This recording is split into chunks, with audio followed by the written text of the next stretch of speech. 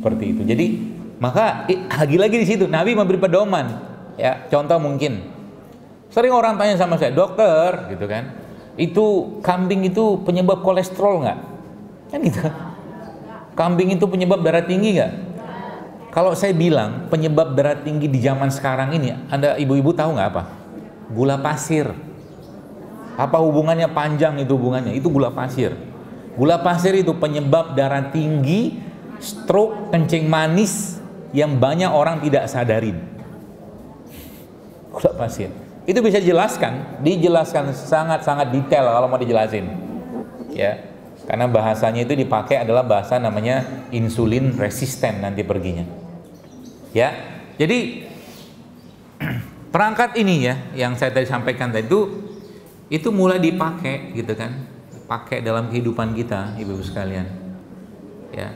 Dengan cara apa? Tools. Ya, tools tanda kutip lah ya. Kayak kita misalkan punya handphone, di handphone itu ada aplikasinya atau laptop atau apalah gitu kan, komputer. Ketika butuhnya, contoh nih misalkan ketika kita perlunya, misalkan kalau yang paham komputer gitu kan, buat gambar gitu kan atau apa desain, mereka pakainya misalkan Photoshop gitu loh. Atau kalau mau bikin tulisan atau apa, kalau sekarang tuh namanya Canva gitu loh misalkan. Nah sama ya. Jadi kalau perangkat dalam tubuh kita ini mau diaktifkan, apa perangkat tadi maksudnya dia bisa nyembuhin dirinya sendiri, maka Anda harus meletakkan ikhlas itu pada tempatnya, sabar itu pada tempatnya, syukur itu pada tempatnya, ridho pada keputusan Allah itu pada tempatnya, baru dia on. Maka kalau kita tadi belajar ke Nabi Ayub tadi, apakah Nabi Ayub itu ibu-ibu sekalian ada menyebutkan ya Allah sembuhkan aku? Enggak ada disebutin. Enggak ada disebutin ya Allah hilangkan penyakit ini dalam tubuhku, enggak. Coba lihat apa bahasa Nabi Ayub. Ini pelajaran lagi buat kita. Ya. Apa pelajaran Nabi Ayub kepada kita semua tentang bagaimana manjanya Nabi Ayub alaihissalam kepada Allah Subhanahu wa taala. Nabi Ayub enggak bilang ya Allah sehatkan, hilangkan penyakit kulitku ini, hilangkan ini, enggak. Nabi Ayub bilang apa? Robbi anni masaniyat duru anta arhamur rahimin. Dia ngomong ya, manusia mulia ini ngomong sama Allah, ya Allah aku ini sakit.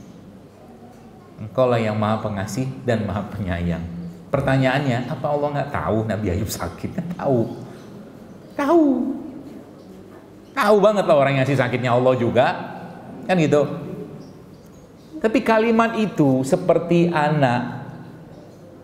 Contoh nih ya, misalkan seorang anak ngomong sama ibu bapaknya, Pak Bu, saya kok pengen nikah ya, misalkan gitu loh.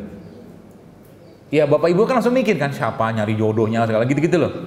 Paling cuma ngomong pengen nikah doang, nggak ngomong kapan segala macam, karena Allah lebih tahu gitu loh kondisi kalau kita biasanya bermanja-manja. Bahkan orang tua kita itu tahu kalau kita lagi ada masalah, lihat dari muka kita aja tahu dia. Makanya yang satu kita perlu pakai dalam cara kita berinteraksi dengan Allah adalah apa? Bermanja-manjalah kepada Allah seperti seorang anak bermanja dengan ibunya atau bapaknya. Ya. Receh nggak? Mungkin kayaknya receh. Tapi babnya yang kita pakai di sini bukan receh dan remeh-remeh, bukan. Tapi seorang Nabi Zakaria saja ngomongnya sama Allah apa? Waktu Allah bilang sama Nabi Zakaria, aku mau menganugerahi engkau anak keturunan. Nabi Zakaria bilang ya Pak, ya Allah tulangku sudah keropos, rambutku sudah uban. Apa Allah nggak tahu? Tahu gitu loh. Allah udah tahu rambutnya Nabi Zakaria itu udah ubanan, tulang udah keropos dengan usia 90 tahun. Allah sudah tahu. Dan Allah yang memberikan itu gitu loh. Tapi ucapan Nabi Zakaria ya kepada Allah tadi, itulah bentuk manjanya seorang hamba kepada Allah. Maka dipakai manja itu.